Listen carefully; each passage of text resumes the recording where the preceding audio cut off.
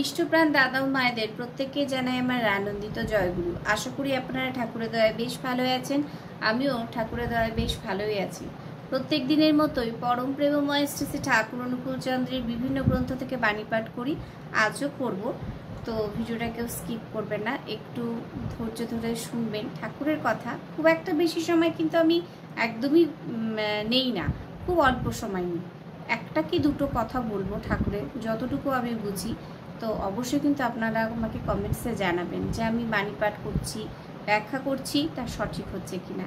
সেই জন্যই আপনাদের কাছে বিশেষভাবে অনুরোধ, কেউ ভিডিওটা স্কিপ করবেন না।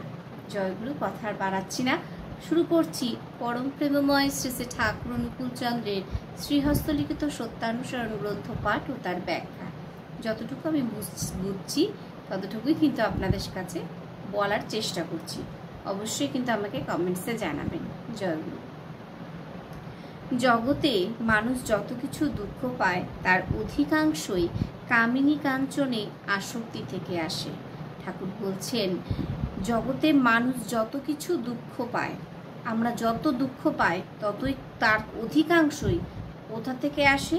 কামিনী কাঞ্চনের আসক্তি থেকে আসে। কামিনী কি, কাঞ্চন কি আপনারা সবাই ভালো করে বোঝেন, এবং প্রত্যেকটা দিন সত্যানুসরণ গ্রন্থ পাঠ করছি ঠাকুরের শ্রীহস্ত লিখিত লেখা, তার লেখা গ্রন্থ আমরা পাঠ করি, এবং কামিনী কাঞ্চন কি সেটাও আপনারা জানেন। তাই আমরা অধিকাংশ মানুষই কিন্তু দুঃখ পাই ওই কামিনী আর কাঞ্চন থেকে।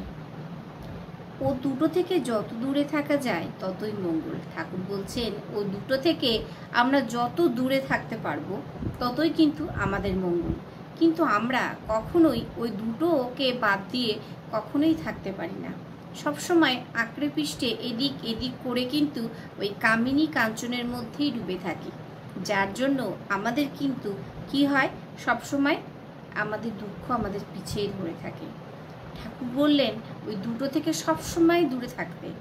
ওই দুটো থেকে যখন আমরা সবসময় দূরে থাকার চেষ্টা করব, তখন কিন্তু আমরা ভালো থাকতে পারবো। কিন্তু আমরা কখনোই পারি না। ঠাকুরের কথাগুলো যদি আজকে আমরা শুনতাম, তাহলে কিন্তু আমরা অনেক ভালো থাকতাম।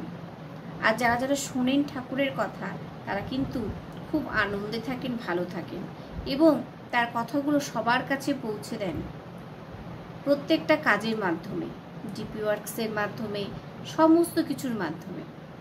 জয়গুরু। ঠাকুর আবার বলছেন, ভগবান শ্রী শ্রী রামকৃষ্ণদেব সবাইকে বিশেষ করে বলছেন, কামিনী কাঞ্চন থেকে তফাৎ খুব তফাৎ থাকুন। ভগবান শ্রী শ্রী রামকৃষ্ণদেবও বলছেন, কি বলছেন, যে কামিনী কাঞ্চন থেকে তফাৎ খুব দূরে থাকুন।